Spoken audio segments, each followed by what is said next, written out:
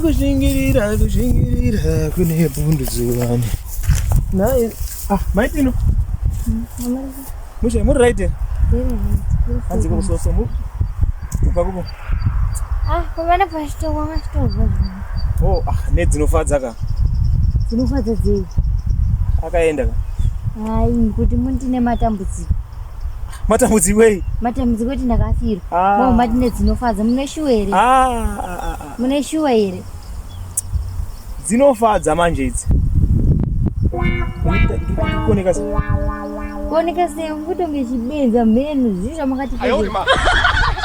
Mairudo akaenda. Madzino akaenda. Saka chichi chinosegeze. Amuna munhu kai. Saka. Saka kana sina munhu ndoti kungoda ngudya munobika. Azvipi zvakatomboitika. Tori pakuchema kuda dzimwe nyaya dzisina kana basa rese.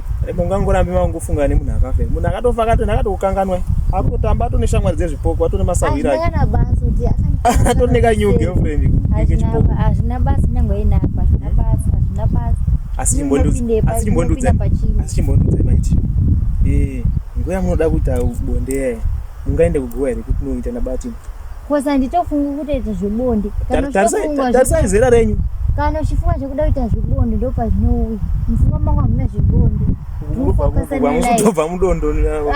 Ndimo utofunga kudaro mutone pfungwa dzakaoma. Dzakatobatwa neshanje. Inzwa yanga mukumhanya kupi kwenyu? Shanje dzechi ndagomukadzi wako ere? Padwa muchamboramba muchingoramba wakani naye. Inini ona izvazviri. Ona. Ini ndine ngoro imi mune mombe. Tozisanganya. Plus ini ndakarima. Ndinazvo zvibage. Zvese zvinodiwa kuprovide sababa zviripo. Imimi manje munoita basa rekuita maricho muchingobatsirwa muchikumbira muchipiwa. Kwangu zviriko zvokushaya vanodya. Tongobikira mupoto imwe. Dipendi idye. Ndodya wanga imodya ndodya. Oh no! Mukuenda kupi? Mukumanyira chiko maiti? Ndakuenda. Kupi? Ndakatoneta. Asi kubva zvafa babatino zvezvo maitino. Pana kambokuta I love you. Oh my god. Andina nguva yako wazvinza. Kana kuti I love you kana hapo. Iwe unopinda pakai zvinei newe. Uchiri wechidiki. Leo siyana nini? Siyana nini? Saka kutoramba.